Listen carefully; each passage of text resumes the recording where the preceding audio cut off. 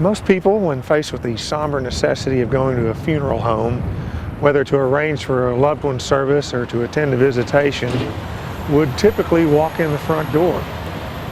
I'm Rick Koster for theday.com, and I'm sitting in front of the Byles Memorial Home in New London. Stephen King wrote, "Death is a mystery and burial is a secret." As part of our Behind the Scenes series, today we're going to take you to the other door, the back door of a funeral home, and show you what actually goes on behind the scenes at a funeral home. I'm standing with Don Byles. He's the third generation owner of the Byles Memorial Home. We're in the garage where the hearse and a family limousine are washed and stored.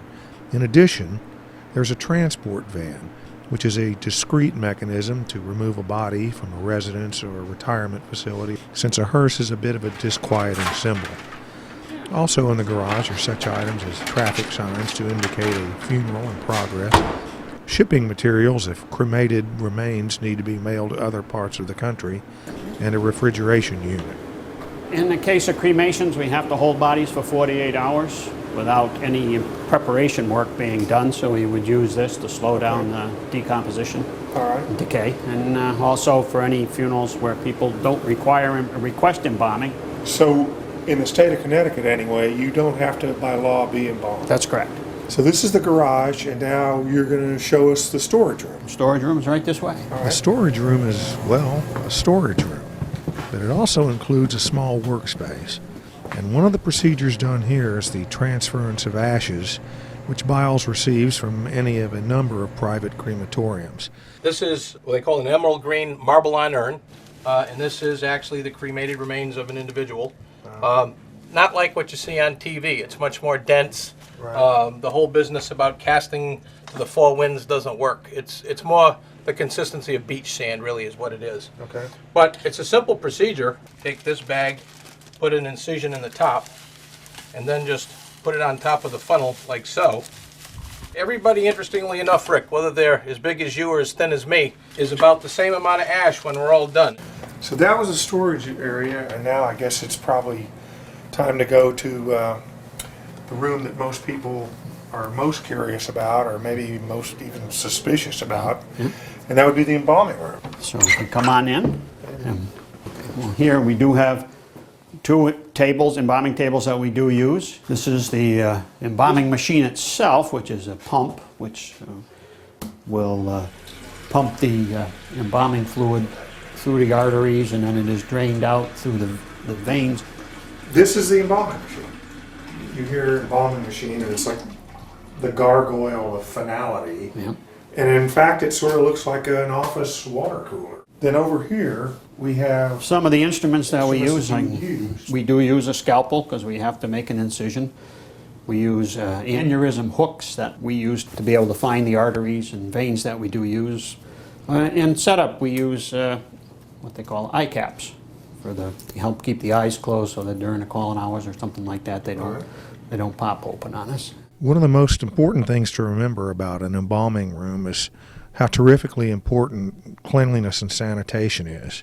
Not only does the embalming room have a powerful ventilation system, there's also, if you notice, UV lights, which is about as powerful a cleansing agent as you can get in terms of disinfectant.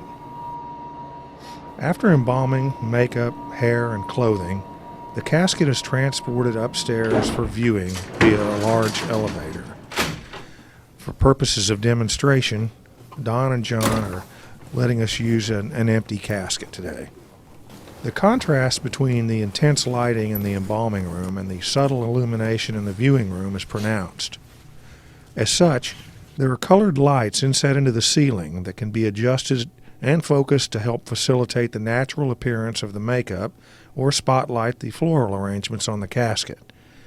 Another element of mood is provided by the music room, which is also one of the last actual funeral home organ lofts in New England. But the fact is, the availability of accomplished organists is diminished to a certain degree, and so we have taken advantage of some of the more modern opportunities for background music. We have, for instance, music that might be Catholic in orientation, Baptist in orientation. We have Hindu music. We have Greek monks chanting. There is supposed to be some medicinal properties to listening to music that has a soothing capability. Now we've come up to the third floor, because I guess a logical question would be, where do these caskets come from? And you guys have presentation rooms where you feature all kinds of caskets and urns. I guess what amazes me is how much personalization is involved. You guys can really get specific. It's the evolution of funeral service. I mean, this is what it's come to. Our generation is choosing to personalize, customize the memorialization.